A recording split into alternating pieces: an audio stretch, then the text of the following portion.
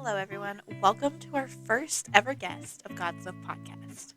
It is wonderful that we have come to share our first episode with y'all. I am super excited about who our first guest is.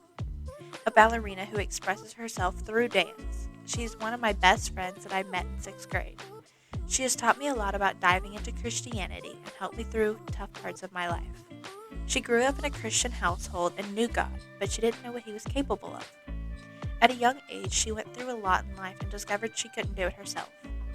Her whole life fell apart when least expected, only to find it better than ever by the grace of God. She's still growing and learning in and with God in her everyday life. So let's talk with our first ever guest, Caeden Hartfield. Hey everyone, welcome to our first ever episode of God's Love Podcast. So today I'm sitting down with one of my best friends who we actually met in 6th grade. That's the story. But That's crazy. This is Caeden Hartfield. Hi, guys. I'm so honored to be here. I'm very excited. This is like our third time filming Third this. time's a charm. Third time's a charm. Yes, it is. So, what was your life like when finding the Lord, and how did you come to have a relationship with Him? All right. Well, I Tell guess us a little bit about yourself. We're just going to Dive start in. from the tippity top, I guess. Dive in. So, I guess we'll start from 6th grade then, because that's kind of, well, no, let's start from the beginning of my life. I'm kidding. Beginning of time. Let's start from young Christian household, I guess. Okay, so I grew up in a Christian household. My mom's a Christian, my dad's a Christian, their parents are Christians, their grandparents are Christians, so on and, on and on and on. So, I mean, obviously I was born into a household where the Lord, it was Christianity was, I grew up in that religion and Prominent?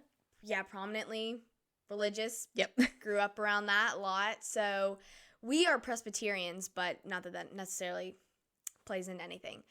So, yeah, I grew up going to Sunday school and going to church as any normal kid would. And, you hear all the Bible stories like Moses and Cain and Abel and Abraham and Isaac and all the good old Bible stories that you know so well, going to Sunday school as a kid and going to VBS. I did it all.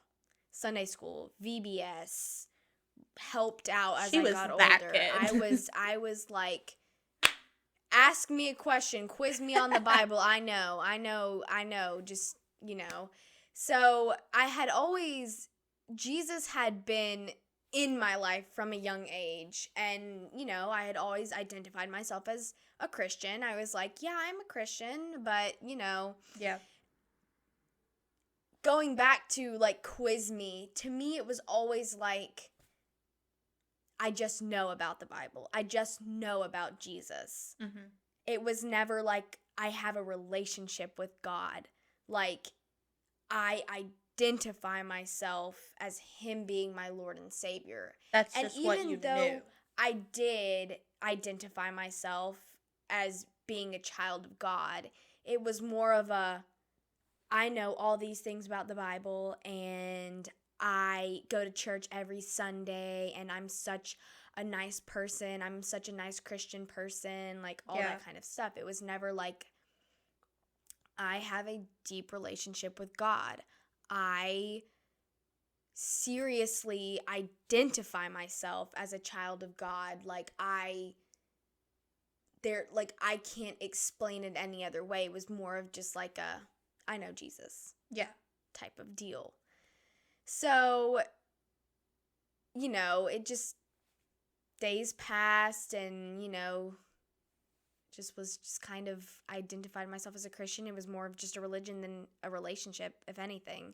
Mm-hmm. And then when I got to about the 5th grade, my parents started having some issues with their marriage, and obviously my sister and I could tell, that there were struggles. We had an underlying fear that soon it was going to lead to a divorce, although my parents were like, it's never going to lead to that, you know.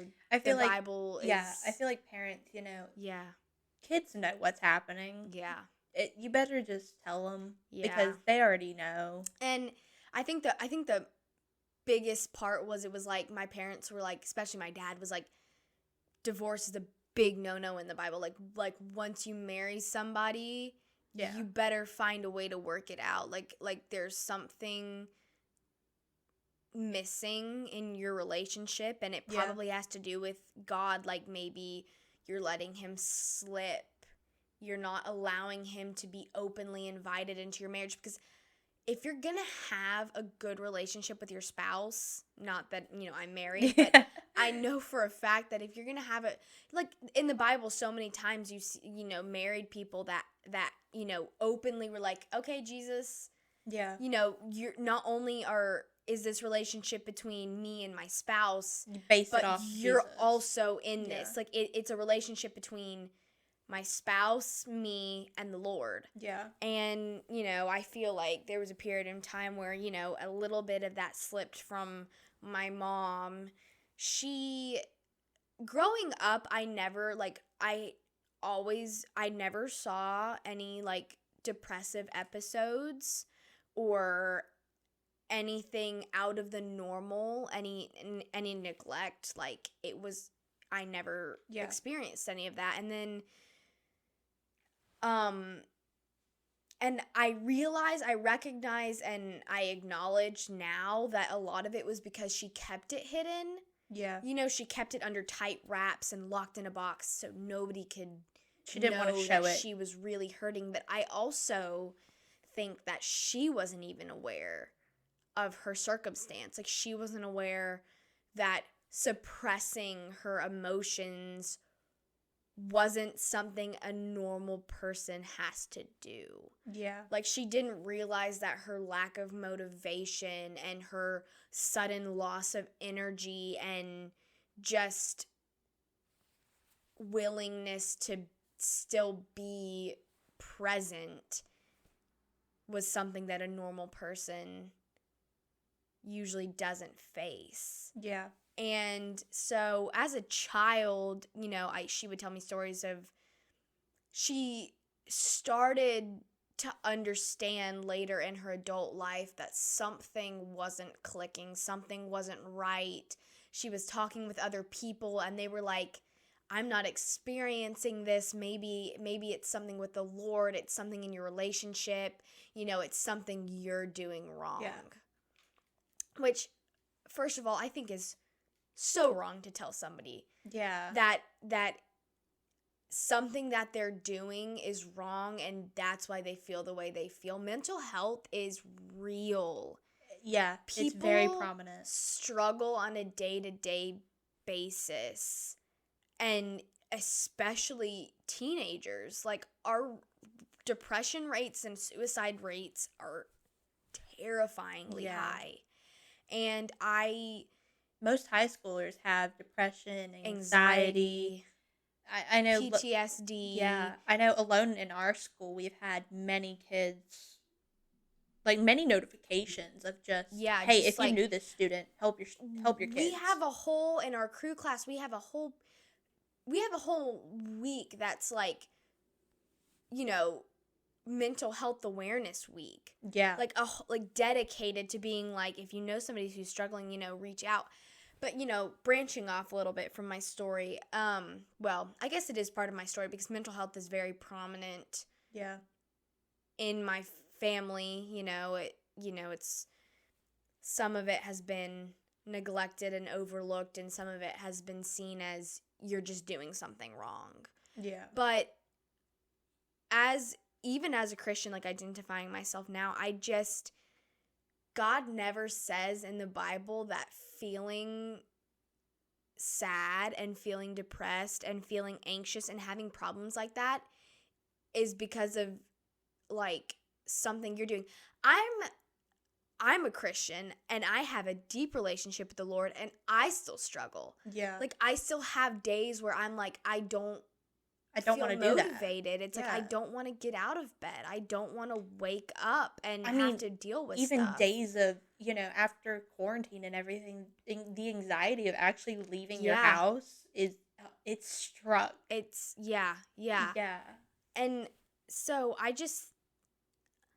a lot of people, like a lot of older generations of Christians, have this ideology that if you're struggling with something mental health wise, it's because you've sinned, and it's something you did. payback, or you need to get back in your relationship with God. You don't have a strong relationship with God, and this is why you're crumbling. And although and when you get into having a deep relationship with the Lord, you're filled with this feeling of just being whole, of being complete, like this just everlasting joy. Yeah. And I even experienced that, like that, so long that I just was like, I'm a Christian. It was a label. Yeah. It wasn't something. It wasn't on your heart. It wasn't truly in my heart yet. It was just like a label. And then I found a relationship, and all the days of feeling pity for myself and just wallowing and being like, why does this happen to me? Like, why my family, why my parents? And I just got, upset. But, coming back to mental health, it's just like, I found that whole feeling of being just, I guess the best way to explain it is just having a really deep thirst. Like you're hungry for the Lord. You've been walking in the desert for days and days and days, no water, and then all of a sudden you get this water, and it's just so replenishing and rejuvenating, and you feel like a part of you that was empty has been filled. Yeah. And it's just joy and comfort and love and safety and protection, and it's just a whole, it's kind of like you finally found your home. Yeah. That's exactly how it is. It's like, that was it for me. Yeah. It was like I found a place where I'm home. It's comforting. It's inviting. Feeling of comfort and warmth. Yes. That just envelops your whole being. Yeah. It's just like, wow, like it's breathtaking. Yeah, and it's like, well, I didn't realize that previous to this, I was living a life where this was a possibility, and I just never realized it up till now. Mm-hmm. Like, I thought I was just gonna have to go through my life feeling the same way I did from that point on. Yeah. And to this day, I deal with anxiety and waves of just not feeling motivated. I'm an overthinker. I have a tendency to suppress emotions, and but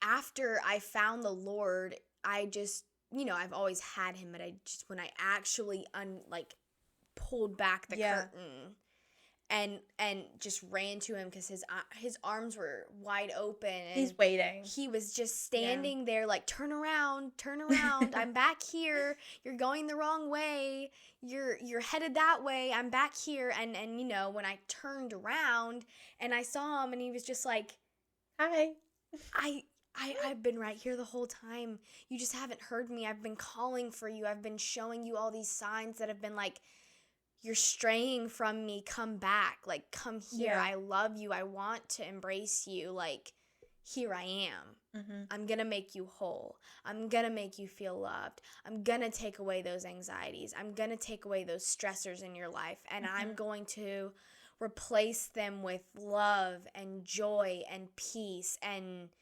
just everything that you need. I will be that for you. I'm gonna carry that for you. I want to carry that for you, so just give it. Yeah. And I did. I was like, I submit myself to you. Mm-hmm. I'm yours. As a sinner in this world, I can't handle this world by myself, even though I thought I could. I thought I could suppress those feelings. I thought I could forget about those anxieties. Yeah. I thought that I could just move past it all. And now I'm realizing I'm not strong enough, but there's someone who's waiting for me, who's calling out my name, who I've been overlooking, Yes. who can take those and who wants to. Yeah. And so I was just like, okay, Jesus, I hear you. I'm sorry. I hear you. And forgive me for overlooking it and for falling, and just trying to take things on by myself. Mm-hmm. I can't do it. Like, I'm hurting and I don't have anybody else to go to. There's no other person on this world who can handle it. Like, please just take it. And, he did. And it's such a renewing it's that feeling. begging feeling of help me because I can't do it alone. But, I feel like it's an important message to people out there to know that mental health is important. And even though if you're a Christian and you have found a relationship with God, there's still struggles. And in those times, you just need to turn back to him and be like, I'm falling again, Jesus. Yeah. Like, I'm willing to recognize it. I'm not going to let myself stray from you again. I'm going to come back and I'm going to keep, and he's going to keep coming back for you. Yeah. You are going to fall multiple times in your life. This isn't baseball, okay? Yeah. There's going to be. You get more than 3. Yeah. You get more than, there's no strikes. Strikes are not a word found in Jesus's book of definitions. Vocabulary. Like, he doesn't. That's not a word he knows. It's not a word he knows. There's no 3 strikes, you're out. Yeah. There's fall as many times as it takes for you to see me for who I am. Yeah. And I think it's just important, especially for young viewers and young listeners and listeners our age, because we're still young. Yeah. Just to know that you can sin a lot. You can go so far. I mean, don't try it. Yeah, please don't. Please don't actually do it. Don't actually go far. Don't test that theory. But no matter how far you think you've strayed and how much you have put it in your mind that there's no way God's going to take you back from what you've done. Yep. Just know that it's surprising that literally he's going to take you back. It does not matter what you do. You turn to him and you say, God, I have sinned against you. Yeah. And I am so sorry. And I'm struggling. And he's going to pick you up and he's going to be like, that's all I wanted from you. Yep. I just wanted you to see me. Yep. And I was trying to get to you. And you're seeing me now. And sometimes our struggles are a way of God being like, I'm here. Yes. Recognize it. It's the bumps in the road sometimes. Yeah. That are the red flags of God being like, hey, don't forget I'm here. Come back. I'm your shepherd. You're my sheep. I'm watching over you. I'm always going to watch over you. I'm going to leave the 99 sheep to find the one, to find you, to pull you out, to bring you back. And he does that for everybody. So please just know that no matter how far you think you've strayed from the Lord, he will always take you back. Yeah. Always. Yeah. And sins will always be forgiven. You don't need to worry about, oh my gosh, I've done this and I've done that and I'm such a bad person. I'll never be able to identify myself as a Christian. I'll never have a relationship with the Lord because he's just going to shun me. He's just going to look down at me. He's just going to be like, you sinful human. No. Yeah. He's going to be like, hey, you're my creation. I love you.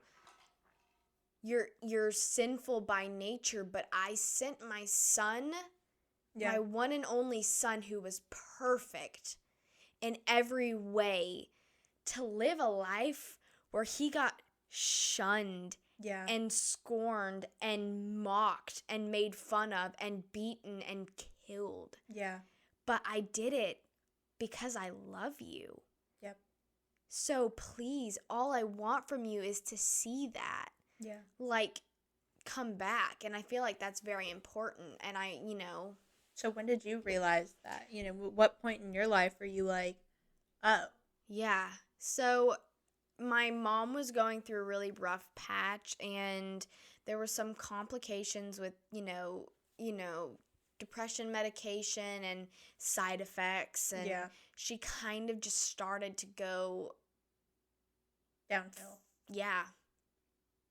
And, she lost motivation to be a mother, and she's apologized for it now, but, she's just kind of like, she strayed a little bit from her family. And my dad, he was like, I gotta be there for my family. Like, I gotta be there for my kids. He stepped up and did double parenting. So he really was like, I gotta step up, and he had to double parent. And my mom kind of walked further and further, and then eventually it just kind of hit a wall where I was like, there's steps in coming back to the Lord. I feel like they might be different for everybody else, but my first step was anger.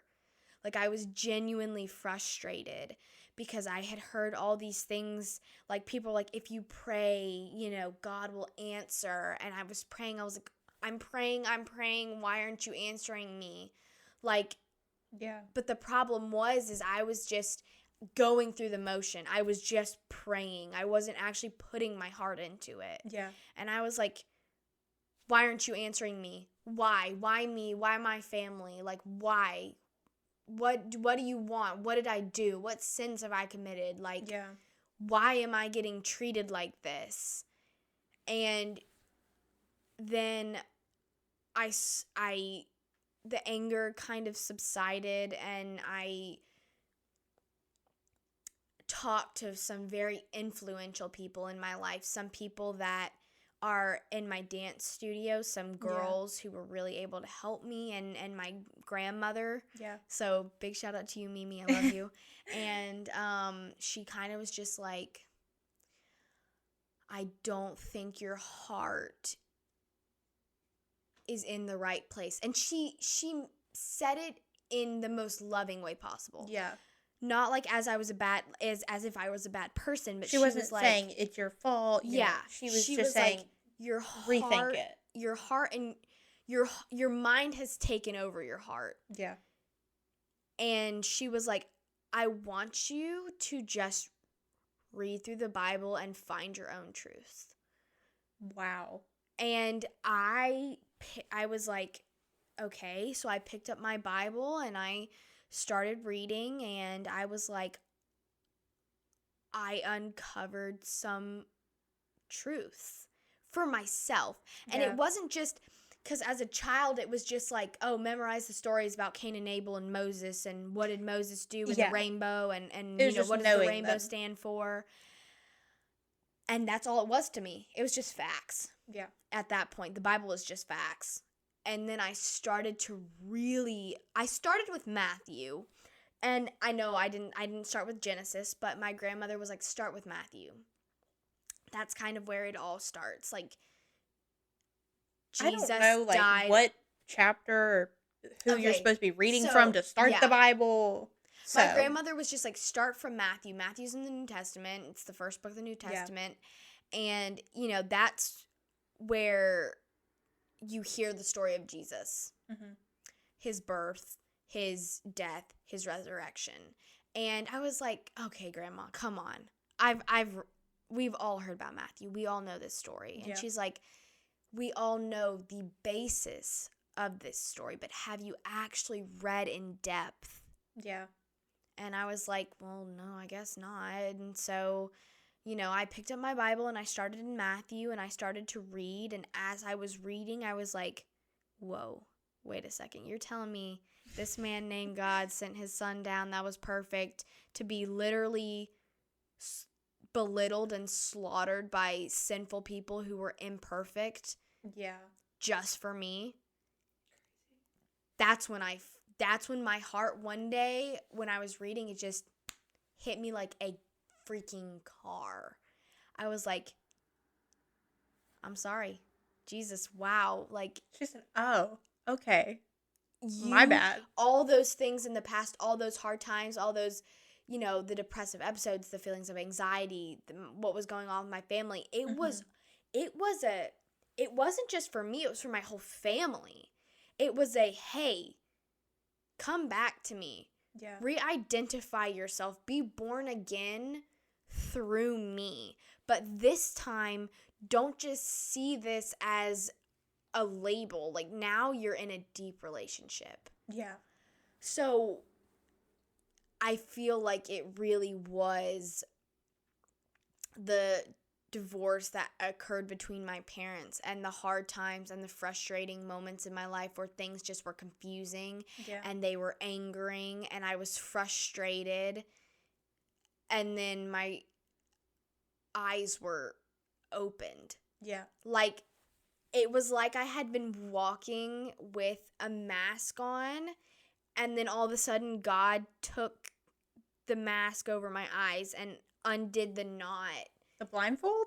Yeah, well, the knot in the blindfold, and yeah. then took it off my face. And he was like, I've been right here. I've just been waiting for you to open your eyes. And I did, and I opened them, and I was like, Jesus, I love you so much. And that really picked me up. As I was saying, it just made me whole. It really picked me up out of a deep place, a deep, dark place. And that's when I really started identifying myself as a child of God, like legitimately, not just saying, yeah, I'm a Christian. Yeah. I was like, I'm a Christian. Yeah. But not only am I a Christian, like, God is my Lord and my Savior, and He helped me through the hardest time. But it was through that He showed me what it meant to be a Christian and what it meant to have a relationship with Him. Yeah. So I guess that's my story. And not only that, but there was a period of time where I was switching from Christian homeschooling to now public school, and that's where you came in. And I remember 6th grade public school. For 6th grade public school. If any of you are in public school, 6th grade. That's when things change. That's when people change and their attitudes change. But it's like high school for younger people. Yeah, literally. I remember like praying. I was like, God, please just let me find somebody. Please just let me find somebody who can be my friend. And that's when I met you. I walked into the cafeteria and I saw this little, like, bright blue eyes, blonde hair, big smile, candy-loving little girl who was sassy and confident. And don't even ask her for her snacks. Like, don't even cross. That's crossing the line once you ask. Don't go there. So I remember walking up to you, and you had this sense of confidence and just like sass that I didn't have, that I needed. And I was like, she's it. That's the angel. That's. Thank you, God. That's the one you sent for me. I'm reading you loud and clear. And that's when I met you. And I feel like I have a lot, like I owe you a lot because you helped me through that. I don't even remember that day. Oh, I remember. I'm not gonna lie. Like, I don't remember that day. I literally remember walking into the cafeteria and there was 2 other girls, but who I'm not going to name names just because I'm keeping their identities under wraps. Wait, mouth them to me. Hold on. Madelinkers and Sophie Shampoo. Do you remember them? Okay. Well, you can cut that out, but yeah, them. And and then I remember like being with them, and I just was like, oh yeah, they're nice, they're sweet. And then I met you and PE, and I was like, hi, my name's Caeden, and I was really shy. She was so shy and like quiet. And Marina was like, and I can't hear what you're saying. Like, I was that student that was like energy levels above the roof. Yeah, and she was like, hi, my name's Marina, and like we just hit it off. And we were on that the same PE hall. class was special. Yeah, we were on the same hall too. And so, we went through 6th grade, but I feel like I have a lot to owe to you because I don't think I would have made it through that year had I not had you, because I was too timid. And I feel like we were a good combo because, that year, it was it was weird because I knew a lot of people. I'd grown up with these Yeah. people, so I knew all of them Right. on our hall. And I had no idea who anybody was. No, she didn't. I Except was like, me. I don't know anybody.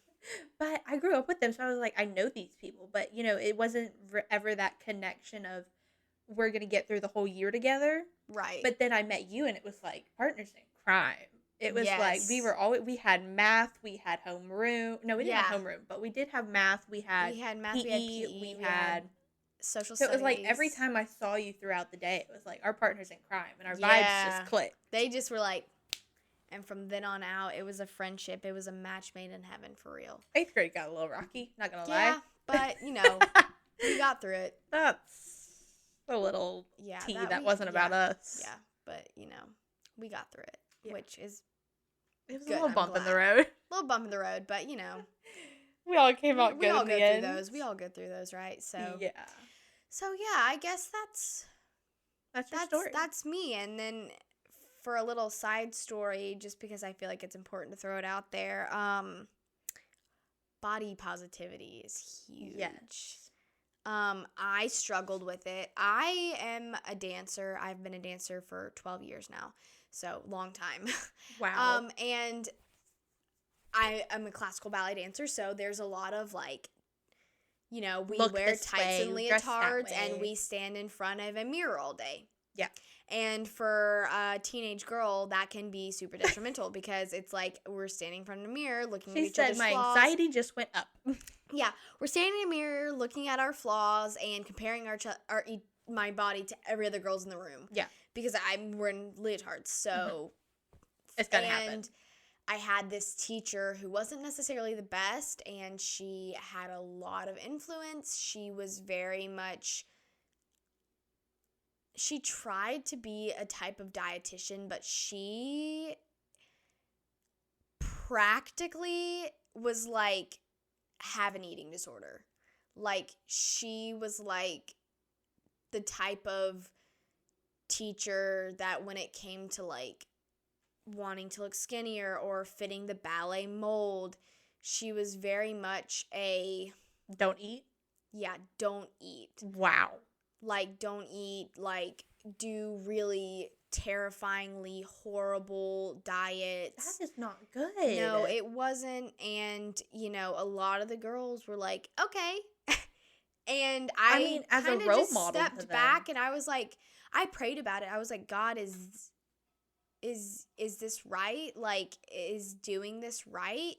And I feel like he really was like, no, it's not right at all. That was a very suspicious no. Like, please don't do that. Like, and that's when God really that was like my second awakening, where God was like, I love you and your body is just how I made it to be.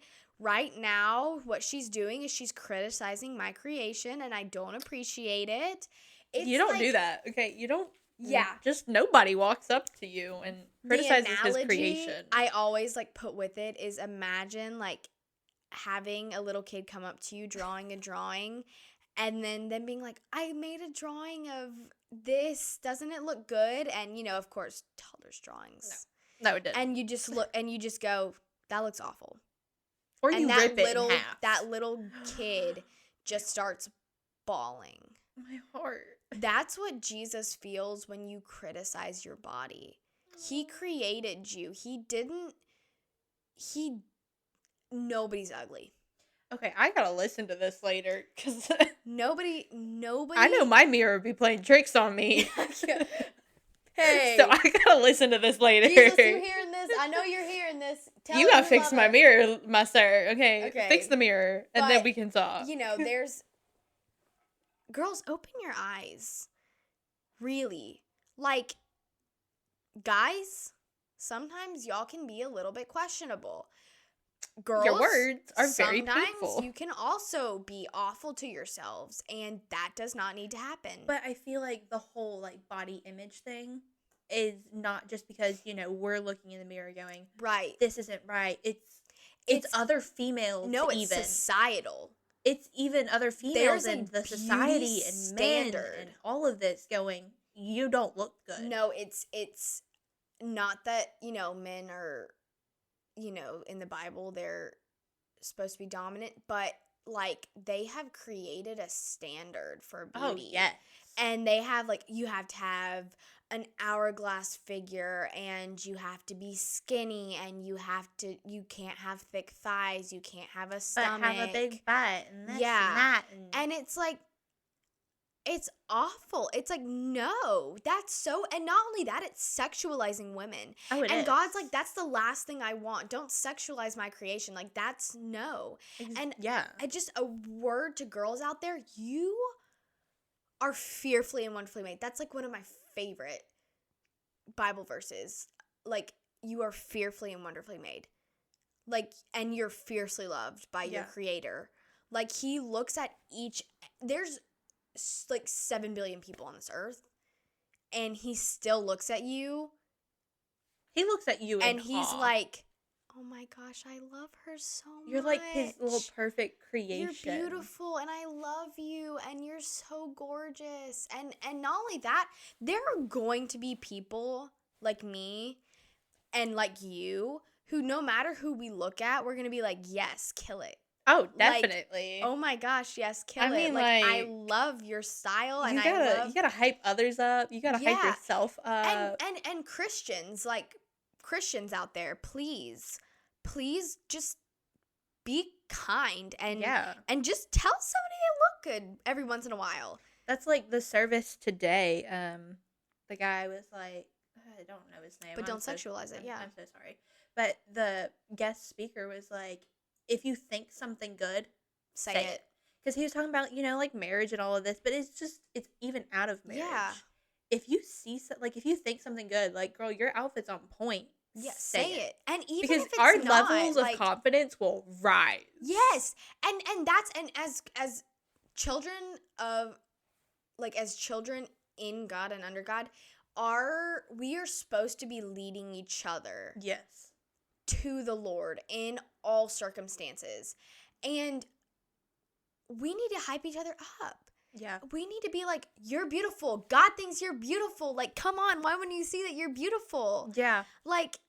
And I feel like this kind of goes with, I don't know that Bible verse, so don't even ask me. But it's the one of, like, if two are better than one. Yeah.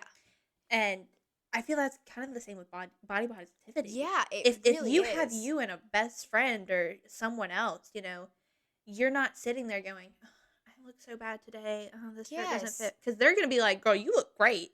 Right. Like, don't even. And so that body positivity is going to, like, rise. Yeah, their confidence is going to go up. And we just want to lead each other to see each other as fearfully and wonderfully made under God. And so, girls, please just know that you are beautiful. Yes. In his image, you're made in his image, and he is holy and perfect and sinless and wonderful. And if you're made in his image, who are you to criticize yourself? Or anybody else. Or, okay, other people out there. Public service announcement. Don't be mean. Don't be rude. Don't be rude. No. Don't tell, no. I'm rude sorry. Rude is not accepted on this podcast.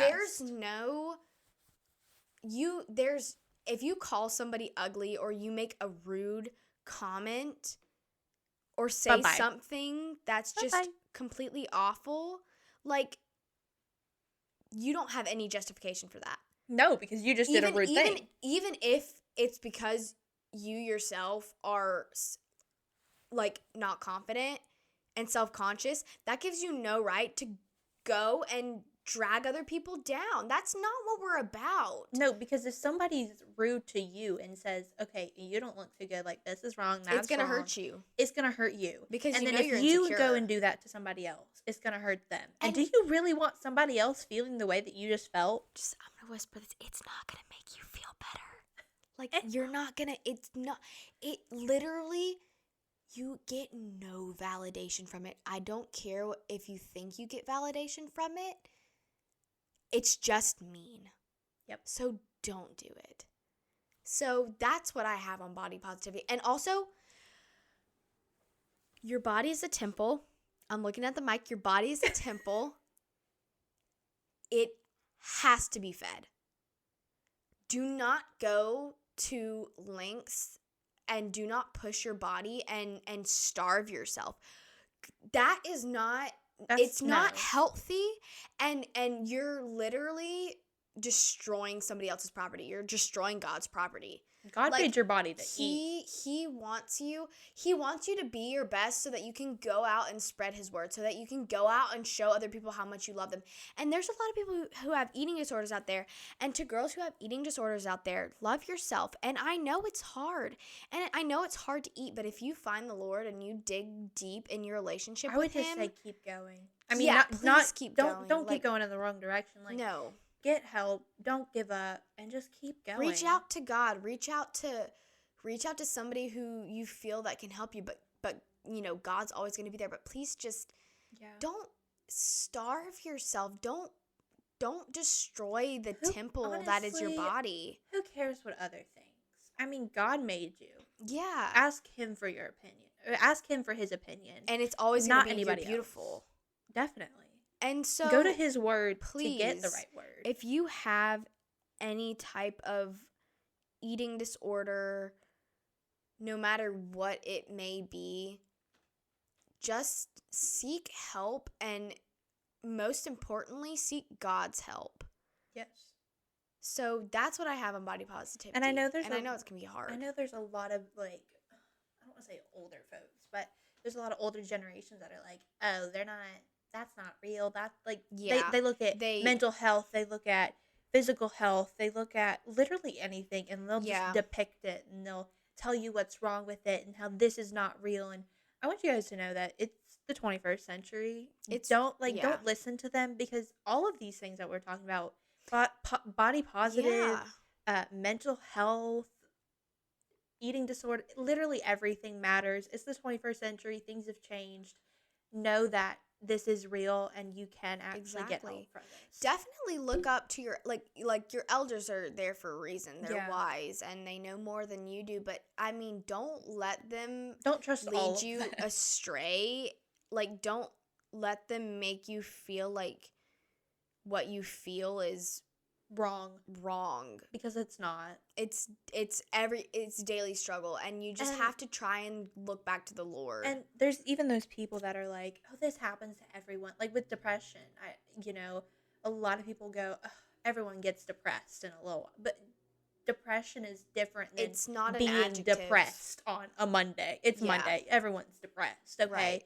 But it's different than that feeling of, oh, it's Monday, I don't want to do this. And that's something that needs to be addressed. Like, don't throw depression around as an adjective. Or anxiety.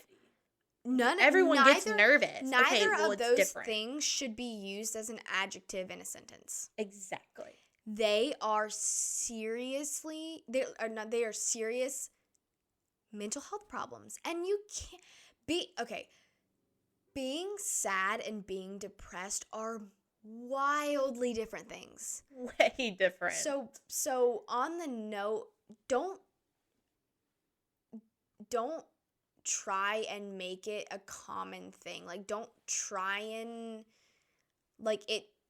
don't compare it to somebody else's definition. Don't compare sadness and depression, please.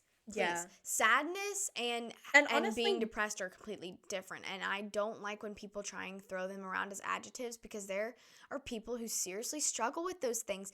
And by you saying, oh, I'm so depressed too, when you're just feeling sad, it's dehumanizing for them. Because then they start to question themselves, and they're like, oh, maybe I don't have depression. Maybe I don't need help. Maybe I'm just sad. And it's like, no, you need help. Please go get it. So when y'all are doing that, and when you're throwing it around as an adjective, you're making people who actually need serious help start to think that what they're feeling is normal. That and everyone else does it. Okay, everyone else is different. Yeah. We're all different people. Everyone feels things differently. Anxiety is even different in everyone. So it's like, don't say, oh, everyone gets depressed, because no, everyone gets sad. Everybody gets sad. Not everyone gets depressed. Yeah. So if you are depressed, we'll leave every info, all the information for everything we've talked about in the description box of this episode. Yeah. But please, if you are out there, look for help, seek God, and He can help you. Yeah.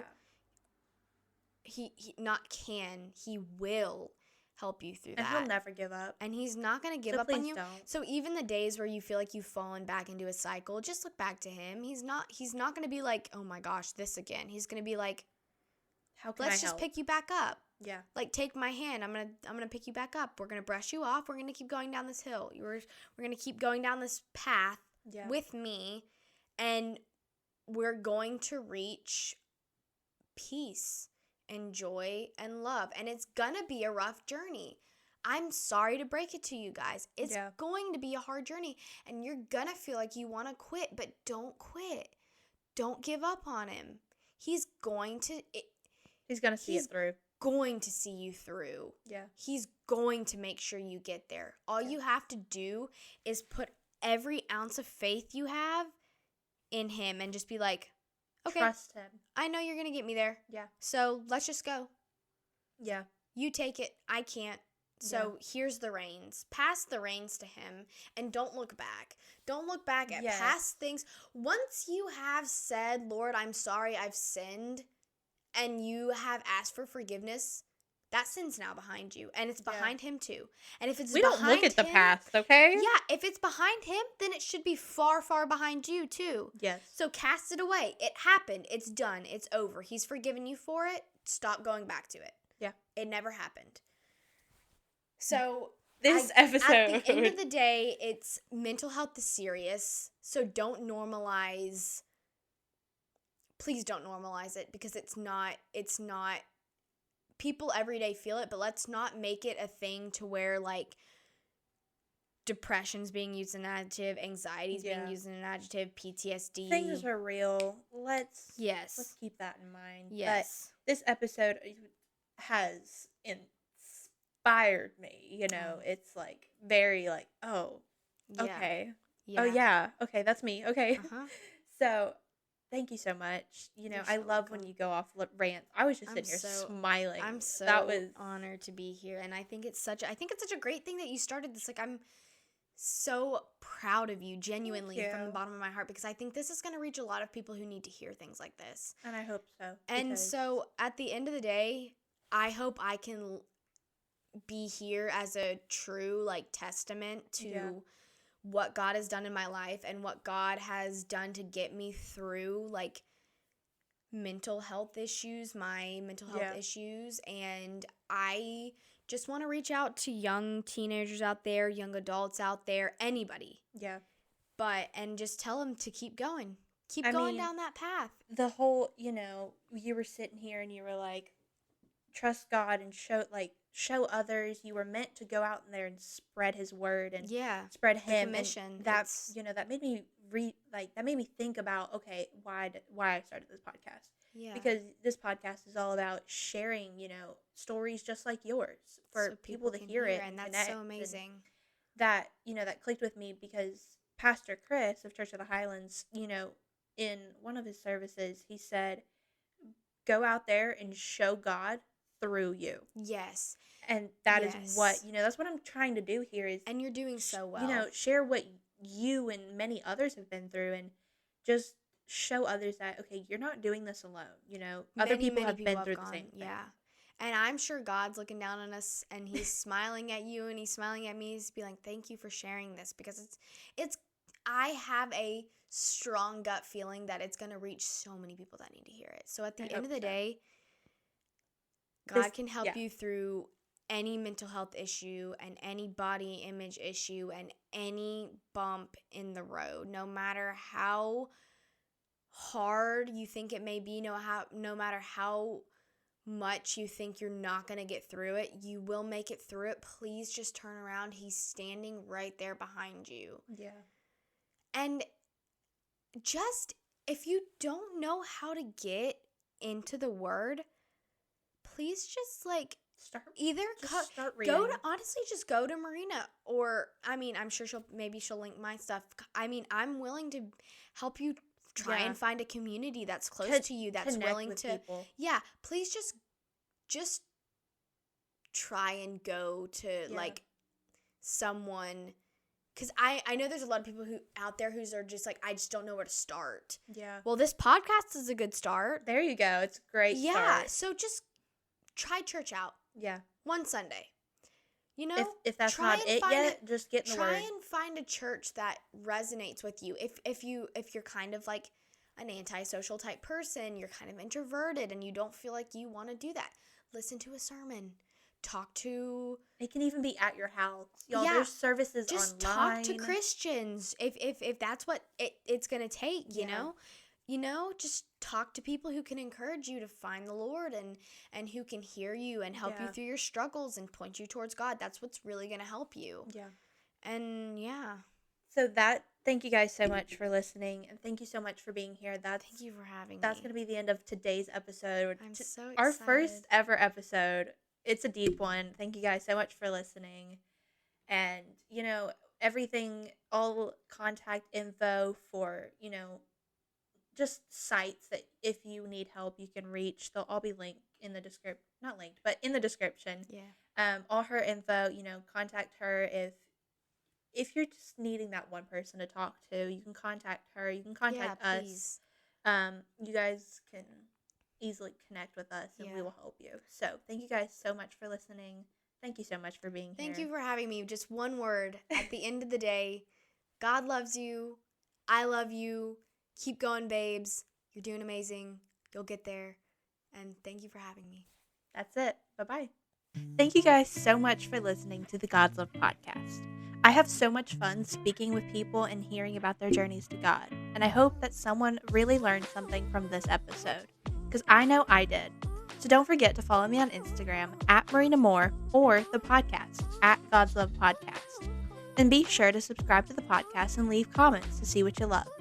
I want to give a shout out to this episode's guest, so thank you so much for sharing your story with us. I also want to give a shout out to you guys who are listening, because y'all are the best. So thank you so much for listening to the God's Love podcast.